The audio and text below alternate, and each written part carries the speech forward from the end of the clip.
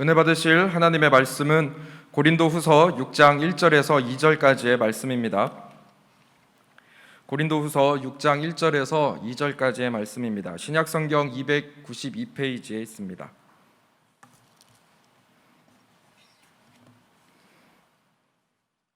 고린도후서 6장 1절에서 2절까지의 말씀을 합독하시겠습니다. 우리가 하나님과 함께 일하는 자로서 너희를 권하노니 하나님의 은혜를 헛되이 받지 말라.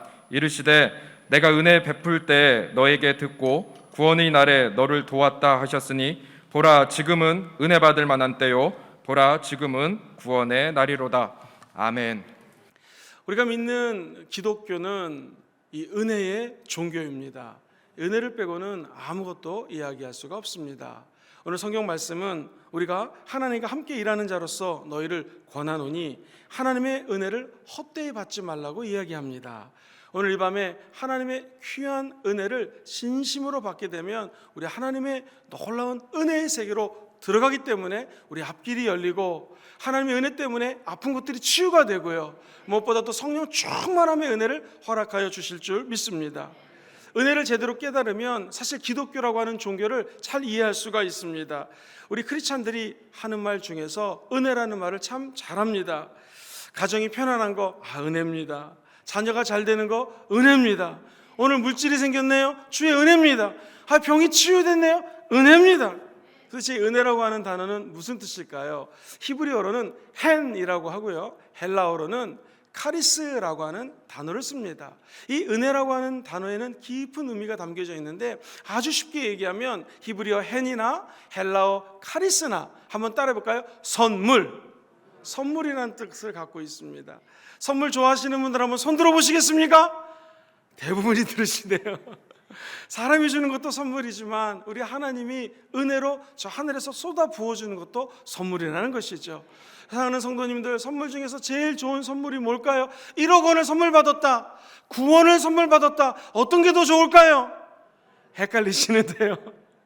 X로 따지면 구원보다는 10원이 많고 100원이 많고 1원이 많지만 저 여러분들에게 구원받은 것, 구원 주신 선물이 이 세상에서 가장 귀한 선물이요 은혜인 줄 믿습니다. 그래서 성경은 에베소서 2장 8절에 이렇게 구원에 대해서 얘기를 해요. 같이 읽어보죠. 시작. 너희는 그 은혜에 은하여 믿음으로 말미암아 구원을 받았으니 이것은 너희에게서 난 것이 아니요 하나님의 무엇이라고요? 선물이라는 거예요. 오늘 이 밤에 하나님의 선물로 구원받은 저와 여러분들이 이곳에 모여 있습니다. 그 구원의 선물이 우리뿐만이 아니라 다른 사람들에게도 나눠지는 통로가 되시기를 주의 이름으로 축원드립니다. 본문 말씀을 중심으로 세 가지 은혜를 나누기 원합니다. 첫 번째, 목사님 도대체 은혜란 무엇인가요? 좀 쉽게 설명해 주세요 라고 한다면 은혜는 하나님의 선물이요 하나님의 희생이라고 말씀드릴 수 있습니다. 같이 한번 읽어볼까요? 시작. 은혜는 하나님의 선물이요 희생입니다. 은혜라고 하는 것은 값없이 받은 선물입니다. 인간끼리는 내가 이만큼 주면 상대방이 나에게 이만큼 주겠지라는 계산이 성립될 수 있습니다. 그러나 기독교에서 얘기하는 은혜는 완전히 틀립니다. 내 노력의 대가가 아닙니다. 내가 어떤 걸 열심히 해서 행위의 대가로 은혜 받는 것이 아닙니다. 아무런 공로가 없어요. 한 거 아무것도 없는데 예수님이 십자가에서 죽고 부활하심으로 값없이 저와 여러분들에게 선물로 준 것이 은혜라는 것입니다. 사랑하는 성도님들, 오늘 이 밤에 하나 둘 셋 하면 다 같이 한번 숨을 하고 들여 마셔 보시죠. 하나 둘 셋 스톱.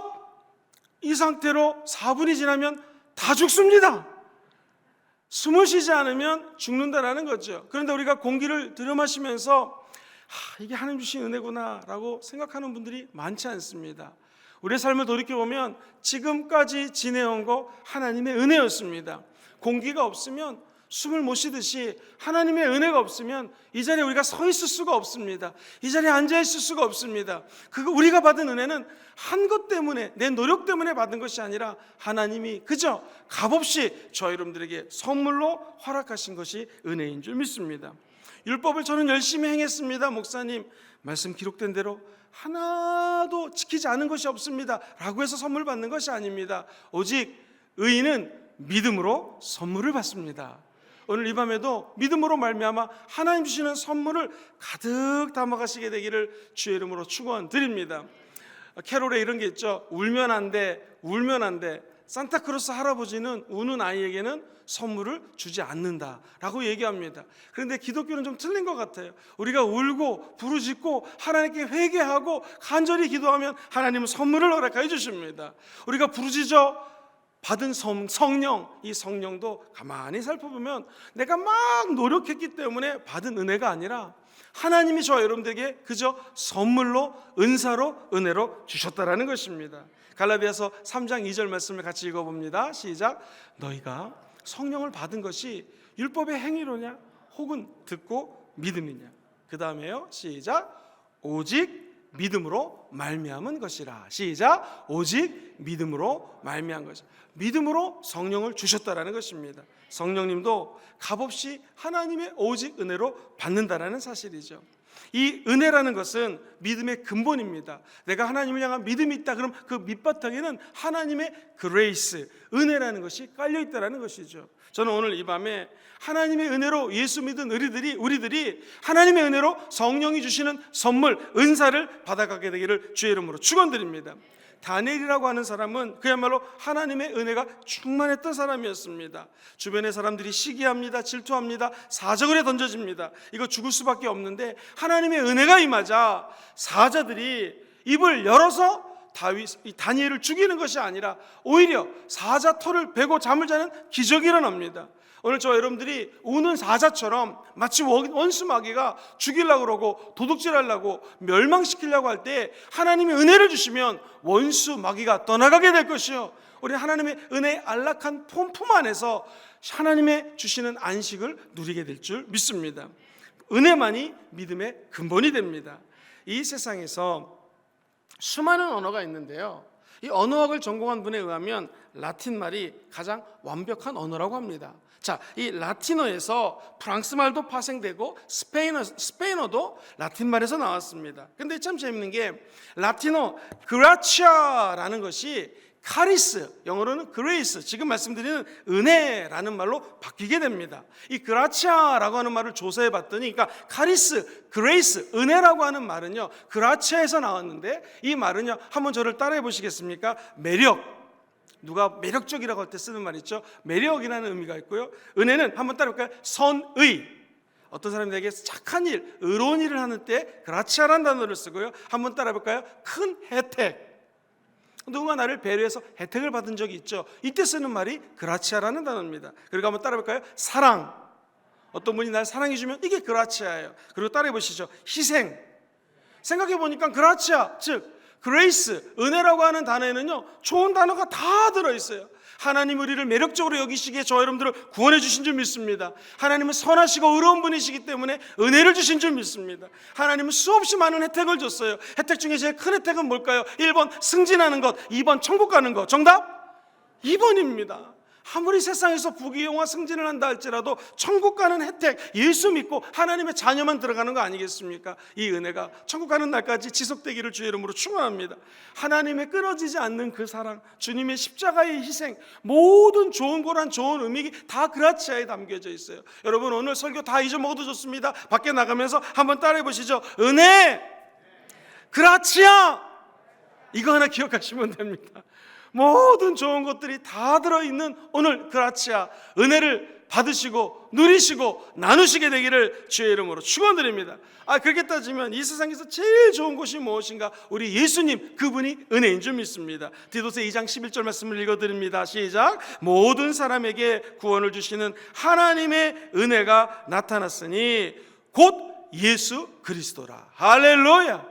하나님의 은혜가 나타났으니 그분이 곧 예수님이라고 말씀을 하십니다. 또 하나 우리가 은혜를 이 선물이라는 쪽으로만 해석을 하다 보면 은혜 따라가다가 예수 그리스도의 희생을 잊어버릴 수가 있습니다. 그래서 은혜는 선물임과 동시에 하나님의 아들 예수 그리스도의 십자가의 희생이라는 것입니다. 오늘 본문은 6장 1절에 이렇게 얘기합니다. 하나님의 은혜를 헛되이 받지 말아라 라고 얘기합니다. 왜 그럴까요? 하나님이 희생을 베풀어 주시니 그 희생을 헛되이 받으면 안 된다는 것입니다. 은혜는 값없이 주시는 하나님의 선물이에요. 뿐만 아니라 하나님께서 선물을 준다고 해서 구호 물자처럼 막 나에게 뭘 준다라는 개념만 생각하면 안 됩니다. 은혜는 시시한 것이 아닙니다. 예수 그리스도의 십자가, 그분의 생명, 오늘도 뚝뚝뚝뚝 떨어지는 예수 그리스도의 보혈의 희생이 있었기에 저와 여러분들이 하나님의 은혜를 선물로 받은 줄 믿습니다. 즉 예수님 아니면 은혜가 없어요. 예수님만 있으면 그 자리에 하나님의 은혜가 있다는 것입니다. 우리 자녀들 평생 기도 제목이 뭘까요? 좋은 대학, 좋은 남편, 좋은 아내 얻는 것 중요하죠. 그러나 우리 자녀들에게 평생 함께할 것이 있는데 그게 바로 예수 그리스도의 십자가의 은혜라는 것입니다. 달리 표현하면 예수 그리스도의 희생을 통해서 얻어진 은혜가 우리 자녀들을, 우리 남편과 아내와 가족들을 돌본다면 우리는 그야말로 하나님의 은혜 가운데 살아간다는 것이죠. 히브리서 기자는 12장 15절에 이렇게 말씀하셔요. 같이 한번 읽어보겠습니다. 시작. 너희는 돌아보아 하나님의 은혜에 이르지 못하는 자가 없도록 하고. 저 여러분들이 하나님의 은혜에 이르기 위해서는 한 가지 기억해야 된다는 것이 무엇입니까? 예수 십자가의 은혜만이 저와 여러분들에게 은혜에 꽁꽁 묶이는 축복을 허락하여 주실 것입니다. 그러므로 은혜하면 선물뿐만 아니라 십자가 예수 그리스도를 생각하시고, 이 은혜는 십자가 예수님의 희생이구나 꼭 기억하시게 되기를 주의 이름으로 축원드립니다. 두 번째로, 은혜를 그렇기 때문에 우리는 귀하게 여겨야 됩니다. 같이 한번 읽어보시죠. 시작. 은혜를 귀하게 여기십시오. 은혜를 헛되이 받지 말아라 라고 사도 바울은 이야기를 하면서 갈라디아서 5장 4절에 보면은 은혜를 귀하게 여기는 모습을 이렇게 표현해요. 같이 한번 읽어보겠습니다. 시작. 율법 안에서 의롭다함을 얻으려 하는 너희는 그리스도에게서 끊어지고 은혜에게서 떨어진 자로다, 이렇게 얘기를 합니다. 사람들은 제일 두려워하는 것이 돈이 떨어지면 두려워합니다. 주식하는 사람들은 주가가 떨어지면 마음을 졸입니다. 국회의원 출마하는 사람은 국회의원에서 떨어지면 마음을 졸입니다. 시험에서 떨어지면 마음이 상합니다. 그런데 진짜로 조심해야 될 것은 은혜에서 떨어지면 안 된다는 것입니다. 저 여러분들은 절대로 은혜 세계에서 떨어지지 않게 되기를 주의 이름으로 축원드립니다. 이 삼손은요, 하나님의 은혜를 받았을 때는 큰 권능이었습니다. 나귀 뼈다귀 가지고 수천 명을 죽입니다. 엄청난 은혜의 사람이었습니다. 그러나 은혜가 떨어지자 들릴라라고 하는 여인을 통해서 자기가 갖고 있는 모든 은혜, 모든 은사들을 다 소멸하게 됩니다. 맨 끝에 죽을 때 그가 다시 하나님의 은혜를 사모합니다. 주여 나를 좀 도와주세요 라고 은혜를 사모하자 그 기둥이 무너지게 되고 적군이 죽이는 장면이 우리는 성경에 기록되어 있음을 잘 알고 있어요. 사랑하는 성도님들, 결국 은혜입니다. 하나님께 기도해서 은혜에서 떨어지면 안 됩니다. 지금도 영적인 드릴라가 저와 여러분들을 도전합니다. 뭘 뺏어가요? 은혜 뺏어갑니다. 선물을 뺏어갑니다. 은사 뺏어갑니다. 십자가의 희생, 그거 아무것도 아니라고 이 마음을, 믿음을 뺏어갑니다. 절대로 흔들리면 안 됩니다. 떨어질 게 따로 있지 예수 그리스도의 은혜에서 떨어지면 안 됩니다. 오늘도 은혜가 떨어지면 하나님과 멀어지고 주의 종의 설교가 싫어집니다. 내 마음이 하나님과 멀어집니다. 교회에 오는 것이 싫어집니다. 저 여러분들은 평생 은혜 딱 붙어있게 되기를 주의 이름으로 축원드립니다. 시편 39편 6절에 보면 이런 말씀이 적혀져 있어요. 진실로 각 사람은 그림자같이 다니고 헛된 일로 소란하며 재물을 쌓으나 누가 거둘지는 알지 못하나이다. 은혜를 받아야 됩니다. 결국 떨어지면 안 됩니다. 은혜가 충만해야지 하나님이 주시는 놀라운 선물들을 받아 누릴 수가 있습니다. 먼 고대 근동 지역에 어떤 한 장군이 있었는데 부귀영화는 다 얻었습니다. 이 장군이 뜻하지 않게 우리가 잘 아는 한센병에 걸렸습니다. 어찌할 바를 모릅니다. 너무너무나 몸이 간지럽고 피부가 이생해집니다. 교만한 생각에 사로잡혔습니다. 그래서 예전에 문둥병이라고 불렸던 이 병에 걸린 사람이 수많은 사람들에게 어떻게 하면 치유될 수 있겠습니까? 라고 했더니 엘리사를 만나면 된다고 합니다. 그러나 너무나 높고 너무나 물질도 많고 모든 것들을 가졌던 이 사람의 눈에는 엘리사 따위는 안중에 없었습니다. 그러자 이스라엘 나라에 엘리사를 만나러 가게 됩니다. 왜 만나갔습니까? 이 마음속에 겸손함이 임하니까 엘리사를 만나게 됐습니다. 그랬더니 엘리사는 안중에도 나오지 않고 이게 웬일입니까? 그 하안이 나가지고 물속에 풍덩풍덩 빠지라는 것입니다. 마음이 교만할 때는 무엇이라고? 무엄하도다. 내가 누군 줄 아느냐? 나는 나만 장군이다. 그렇게 얘기를 해도 소용이 없습니다. 그때 옆에 있는 사람이 조언을 합니다. 그래서 우리는 항상 귀한 분들을 옆에 모시고 사는 것이 얼마나 큰 축복인지 모릅니다. 흔들릴 때, 또 우리가 마음속에 답답한 일이 있을 때 올바른 결정을 하기가 어려워요. 그때 믿음의 친구, 함께 기도하는 동역자가 있으면 저와 여러분들이 올바른 결정을 내리게 될 줄 믿습니다. 옆에 있는 하인이 조언을 할 때 그러지 마시고 우리 한번 물속에 풍덩풍덩 7번 빠져보시죠. 이 마음속에 갑자기 겸손이 다가옵니다. 나만 장군이 은혜를 사모한 마음으로 풍덩풍덩 7번을 빠졌더니 자기가 그렇게 힘들고 고통스러웠던 병마가 떠나가게 되어 있습니다. 오늘 사랑하는 성도님들, 옆에서 조언해 주는 분이 누구십니까? 물론 함께 기도하는 분들이요, 우리 교구장님들이요, 주의 종들이겠죠. 또 함께 중보하는 분들이겠죠. 그러나 기억하십시오. 우리를 조언해 주시고 도와주시고 함께 하시는 분이 바로 성령 하나님이죠. 믿습니다. 그분께 은혜를 사모하면 그분은 문둥병보다도 더한 병에서 고쳐주실 것입니다. 어떤 삶의 나락에 떨어져 있다 할지라도 다시 끌어올려서 하나님과 함께하는 기적을 체험케 하실 것입니다. 성경이 참 재밌는 게요, 하나님의 말씀이 불과 같고 방망이와 같다고 그랬습니다. 여러분, 아무리 강한 무쇠라 할지라도 불 속에 떨어지면 어떻게 됩니까? 용광로에 떨어지면 어떻게 됩니까? 녹아버립니다. 저 여러분들이 하나님 말씀 속에 떨어져서 불을 받고 우리 안에 있는 고집과 아집이 다 녹아지는 밤 되기를 주의 이름으로 축원드립니다.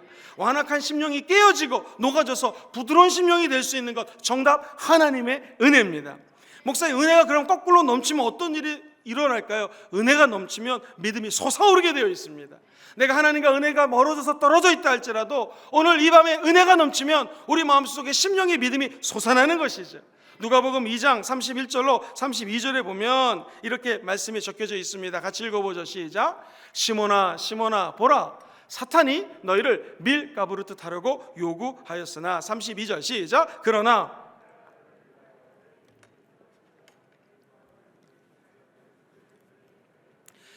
아멘. 예수님 말씀하십니다. 내가 너를 위해서 기도할 것이 있는데 네 믿음이 떨어지지 않기를 위해서 기도한다. 저 여러분들이 믿음만 떨어지지 않고 믿음을 갖다가 넘치도록 은혜를 받으면 하나님의 은혜 가운데 오늘 은혜가 넘쳐날 것입니다. 그리고 은혜랑 멀어지는 것이 아니라 믿음 때문에 더욱더 하나님의 날개 안에 거하는 용솟음치는 기적이 일어나게 될 줄 믿습니다. 여러분, 여기서 떨어진다라는 말은 헬라어 말로는 순간적으로 밑바닥까지 떨어진다라는 거예요. 이게 목회를 해보면, 저는 아직 그렇게 많은 목회를 하지는 않았습니다. 한 24년 전도사 목사 생활을 했는데 가만히 성도님들을 살펴보니 이 믿음이라는 것이요, 이 은혜라고 하는 것이 떨어질 때 진짜 이렇습니다. 에세체리오라고 하는 이 헬라어를 쓰는데, 믿음에서 떨어졌다 이 말은 순식간에 바닥으로 떨어진다라는 거예요. 믿음이 강하고 방언을 받고 하나님 앞에 나오는 것 같지만 마귀는요, 밀가부르듯 한다. 갑자기 믿음을 우리로부터 떨어뜨릴 수가 있습니다. 아브라함이 믿음이 떨어지자 갑자기 아내를 갖다가 거짓말합니다. 그리고 믿음이 떨어지자 아내를 제껴놓고 하갈을 사랑하게 됩니다. 그리고 평화로웠던 가족이 깨지게 됩니다. 사랑하는 성도님들, 기억하십시오. 믿음은 갑자기 떨어져요. 그러나 기억하십시오. 오늘 이 밤에 성령 하나님이 은혜를 주시면 갑자기 우리 마음속에 은혜가 넘쳐나게 될 줄 믿습니다. 그럼 믿음도 따라오게 된다는 것이죠. 아브라함은 오랫동안 인생을 살면서 깨달은 것이 있었습니다. 내 삶을 저 멀리 돌이켜보니 결국 믿음이 최고구나. 믿음의 조상이 됐던 아브라함은 나중에는 인생 말년에 이렇게 깨닫게 됩니다. 결국 믿음대로 순종하는 것이 최고다 해서 그의 아들 이삭을 하나님께 바치는 그러한 믿음의 사람이 되었습니다. 우리도 어느 날 우리의 삶을 돌이켰을 때 결국 하나님의 말씀을 믿고, 그렇지, 순종하고 믿고 은혜 받는 것이 최고다라는 고백이 우리 입술 속에 나오게 되기를 주의 이름으로 축원드립니다.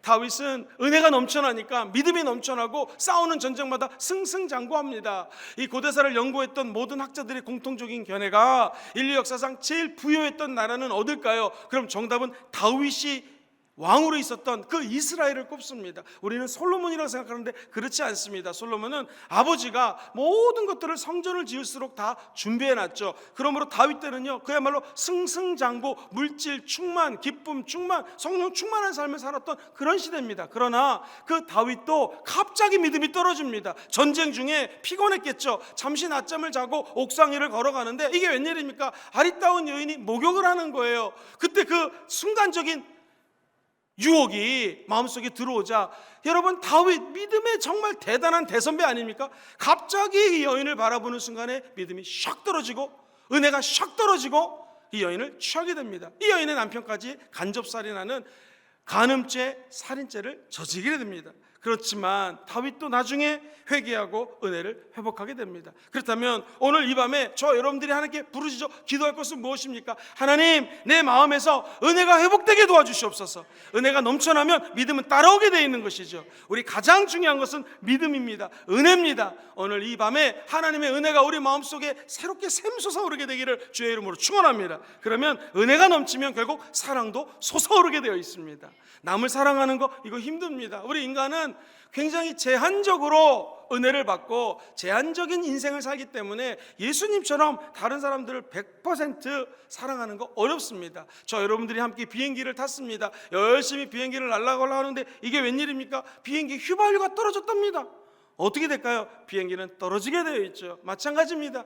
우리 마음속에 하나님이 주시는 은혜, 이거 없이는 하나님의 사랑을 다른 사람들에게 나눠줄 수가 없다라는 것입니다. 오늘 이 밤에 다른 사람들을 사랑하고 하나님을 마음을 다하고 목숨을 다하고 뜻을 다하고 힘을 다하여 사랑하기 원하시는 분들은 아멘 해볼까요? 그러려면 은혜 받으셔야 됩니다. 은혜만 있으면 하나님도 사랑할 수 있고 다른 사람들도 사랑할 수 있다라는 것이죠. 겨울이 되면은요, 온도가 떨어집니다. 그러니까 나뭇잎도 떨어지고 모든 생명력 있는 것들이 떨어지는 느낌입니다. 그러나 봄이 되면 다시 햇빛이 쨍쨍 비치고 모든 것들이 새로운 생명력으로 싹트듯이 오늘 이 밤에 우리의 마음만큼은 12월 겨울이 아니라 따뜻한 성령의 불로 말미암아 하나님의 생명력이 지펴지는 밤이 되기를 주의 이름으로 축원드립니다. 그러면 우리는 은혜의 세계로 들어갈 것이요, 은혜가 넘치면 사랑하는 기적이 일어나게 될 것입니다. 은혜가 넘치면 영역도 솟아납니다. 같이 해보실까요? 은혜가 넘치면 영역도 솟아납니다. 사사기 16장 20절을 보니 아까 삼손 얘기를 잠깐 들었는데 이런 말씀이 적혀져 있어요. 시작. 삼손이 잠을 깨며 이르기를 내가 전과 같이 나가서 몸을 떨치리라 하였으나 야훼께서 이미 자기를 떠나신 줄을 깨닫지 못했더라. 은혜가 떨어지면 삼손이 어떤 일이 벌어집니까? 영역이 떨어집니다. 엄청난 영적인 능력이 있었는데 그게 떨어진다는 거예요. 거꾸로 은혜만 넘치면 하나님께서 새로운 영역을 허락하여 주실 줄 믿습니다. 사드락, 메삭, 아벳느고를 보십시오. 7배나 뜨거운 풀무불에 집어넣습니다. 그러나 이 세 사람에게는 하나님의 은혜가 있었어요. 할렐루야. 당시 이 다니엘은 중앙정부에서 일을 했었고 사드락과 메삭과 아벳느고 친구들은 지방에서 일을 했습니다. 그런데 이 법령이 지방을 향한 거예요. 그러니까 지방에 있던 이 다니엘의 세 친구가 억울하게 풀무불 안에 들어가게 됩니다. 그런데 성경은 풀무불 안에 들어갔는데 거기 네 번째 사람이 나타났다는 거예요. 성경의 그 네 번째 사람은 예수님입니다. 할렐루야. 오늘 저와 여러분들이 억울하게 풀무불 안에 들어간 분이 있습니까? 형사보다 7배나 더하는 시험에 들거나 힘드신 분이 있으십니까? 코로나 때문에 길이 막힌 것 같고 자영업자들이 힘들고 학생들은 공부하느라 힘들고 수험생들은 마스크 끼고 시험 보고 할렐루야! 힘든 얘기하다가 할렐루야 나와서 죄송한데요, 이런 상황이 있다 할지라도 사랑하는 성도님들, 우리 예수님이 그 풀무불 가운데 함께 계신 것처럼 저와 여러분과 함께 가십니다. 이게 은혜라는 것이죠. 그래서 세상 사람들은 이 은혜를 이해하지 못하는 거예요. 저 예수 믿는 사람들은 저렇게 힘든데 어려운데 왜 우리보다 틀리냐, 왜 저 사람들은 기쁨이 있을까? 정답은 이겁니다. 우리 안에는 세상이 주지 못하는 은혜가 있습니다. 세상에 깨닫지 못하는 하나님의 복음이 있습니다. 그래서 우리는 풀무불에 들어가도 슬퍼하지 않아요. 눈물 흘리지 않습니다. 네 번째 사람 예수님이 우리를 도와줄 것을 믿기 때문입니다. 그러면 당연히 우리 안에 있는 영역도 회복되게 될 것입니다. 사랑하는 성도님들, 코로나19 때문에 많이 힘드시죠? 어렵죠? 밖에 나갈 수도 없고 예배당 올 때만 해도 여기 오실 때 오늘 가야 되나 말아야 되나 갈까 말까 아마 이러고 오신 분들 많으실 것입니다. 그리고 인터넷으로 TV로 시청하는 분 중에서도 갈까 말까 하신 분 많을 것입니다. 사랑하는 성도님들 축복합니다. 오늘 그 자리에 하나님의 은혜가 있을지어다. 은혜만 있으면 영역도 생기고 믿음도 생기고 사랑할 수 있는 능력도 공급하게 될 것입니다. 결국 우리에게 가장 필요한 것은 하나님의 은혜인 줄 믿습니다. 마지막 세 번째, 목사님 그럼 도대체 은혜는 어디서 받고요? 은혜는 언제 받습니까? 라고 물어볼 수가 있잖아요. 오늘 성경은 이렇게 얘기합니다. 은혜는 지금 이곳에서 받습니다. 같이 읽어볼까요? 시작. 은혜는 지금 이곳에서 받습니다. 우리 오늘 본문 고린도서 6장 2절 말씀입니다. 시작. 이르시되 내가 은혜 베풀 때에 너에게 듣고 구원의 날에 너를 도왔다 하셨으니 보라 지금은 은혜 받을 만한 때요, 보라 지금은 구원의 날이로다. 할렐루야. 기억하십시오. 보라, 지금은 은혜 받을 만한 때요. 보라, 지금은 구원의 날이로다. 지금입니다. 성경에서 보라라고 하는 것은 굉장히 중요한 의미가 담겨져 있습니다. 보라는 영어로 behold라는 말을 쓰는데요. 이 성경에서 썼던 behold, 보라고 하는 것은 한번 따라해 볼까요? 나를 깨닫게 하실 때, 나를 깨닫게 하실 때 보라라는 말씀을 쓰십니다. 두 번째, 장래의 일을 예언할 때. 시작. 장래의 일을 예언할 때. 세 번째, 경고할 때. 시작. 경고할 때. 이 보라라는 것을 그냥 문자적으로 해석하면 바라보다, 주의하다, 예의주시하다 이런 뜻입니다. 그런데 명령형으로 쓰이면 이런 뜻을 갖고 있어요. 제가 읽어드릴게요. 지금 있는 그 자리에서 정신을 차리고 현실을 직시하라. 그럼 너의 미래의 길이 열릴 것이다. 우리는 미래를 불안해하고 미래를 두려워하고 미래를 생각한다고 미래를 앞당길 수도 없고요, 미래에 축복받을 수 있는 길이 쫙 열리는 것도 아닙니다. 성경은 얘기합니다. 보라, 이 말은 지금 이 자리에서 하나님의 은혜를 받으라는 것입니다. 그래서 성경은 보라, 지금은 은혜 받을 만한 때요. 정신을 차리고 현실을 직시하라는 것입니다. 깨달으라는 것입니다. 똑바로 보라는 것입니다. 무엇을 보라? 지금 이 순간이, 이 자리가 가장 중요하다는 것입니다. 이 사람들을 만나면요, 어떤 사람들은요, 과거 맨날 과거 얘기합니다. 여기는 은혜가 없습니다. 어떤 사람은요, 맨날 미래. 어떤 미래학자는요, 미래 부정적인 것만 맨날 얘기를 하는 그런 미래학자도 있습니다. 그런데 과거도 중요하고 미래도 중요하죠. 근데 저 여러분들에게 가장 중요한 건 무엇입니까? 지금 숨쉬고 살아있고 지금 내가 십자가 예수를 통해서 은혜 받을 수 있는 지금 이 순간이 가장 중요한 것입니다. 이 순간을 놓치시면 안 됩니다. 그래서 현재는 present라고 하는 단어를 쓰는데, 이 말은 우리가 잘 아는 presence라고 하는 단어는 present, 즉 선물과 연결이 되어 있습니다. 다시 말해서 지금이라고 하는 이 순간이 하나님이 나에게 주신 선물입니다. 아까 선물이 뭐라고 배웠죠? 은혜입니다. 지금이 하나님이 은혜 주시는 바로 그 순간이라는 것입니다. 그러므로 과거에 받았던 은혜, 죄송합니다만 잊어버리세요. 목사님, 과거에 내가 금식 많이 했습니다, 기도 많이 했습니다, 그건 다 옛날 일입니다. 지금 이 순간 기도하셔야 되고 지금 은혜 받으셔야 됩니다. 목사님 내일부터 할게요. 아닙니다. 오늘 하셔야 됩니다. 오늘 은혜 받읍시다. 보라, 지금은 은혜 받을 만할 때예요. 할렐루야. 그럼 목사님, 지금 이 순간은 어떤 시간입니까? 좀 성경적으로 잠깐 설명해 주세요. 지금을 세 가지로 설명하겠습니다. 성경에 나오는 가장 지금이 중요한 때를 성경은 이렇게 얘기해요. 한번 따라해 볼까요? 알곡과 쭉정이. 시작. 지금은 알곡이 있고 쭉정이가 있는데 하나님이 이거를 구분하는 때입니다. 여러분, 언제나 어디 가나 알곡이 있고 쭉정이가 있어요. 여기에 모인 분들, 또 인터넷으로 생중계로 예배드리는 분들, 화명성전에 계신 모든 분들은 다 알곡인 줄 믿습니다. 재미있는 것은요, 알곡보다 때로는 쭉정이가 더 화려할 때가 있습니다. 추수할 때 알곡은 창고로 들어갑니다. 쭉정이는 불에 태워지는 것입니다. 저 여러분들은 알곡이 되어서 진실된 성도가 되어서 다 하나님의 창고, 성도들 모두가 천국에 들어가기를 주의 이름으로 축원합니다. 두 번째, 지금 이 순간은요, 하나님이 양과 염소를 구별하는 때입니다. 같이 읽어보죠. 시작. 양과 염소를. 양이랑 염소는 비슷한 과의 동물입니다. 다시 말해서 성경적으로 보면 양하고 염소는 비슷한 것 같은데 완전히 틀리다라는 거예요. 양은 하나님 아버지의 음성을 듣습니다. 그리고 양은 힘이 없기 때문에 목자를 의지합니다. 저 여러분들이 오늘 이 밤에 기도하다가 주의 음성을 들으십시오. 그리고 양은 힘이 없기 때문에 믿고 의지해야 될 분이 있습니다. 그분이 우리 하나님 아버지인 줄 믿습니다. 그래서 우리의 고백은 여호와 하나님, 야훼 하나님은 나의 목자시니 내게 부족함이 없으리로다. 이게 은혜 아니겠습니까? 하나님의 은혜가 양된 여러분들에게 함께하기를 주의 이름으로 축원드립니다. 염소가 때로 나를 들이받고 힘들게 할 수 있어요. 그러나 기억하십시오. 우린 염소가 아니라 다 하나님이 기뻐하시는 양인 줄 믿습니다. 양은 마땅히 목자 대신 예수의 음성 듣고 예수님을 따라간다는 것이죠.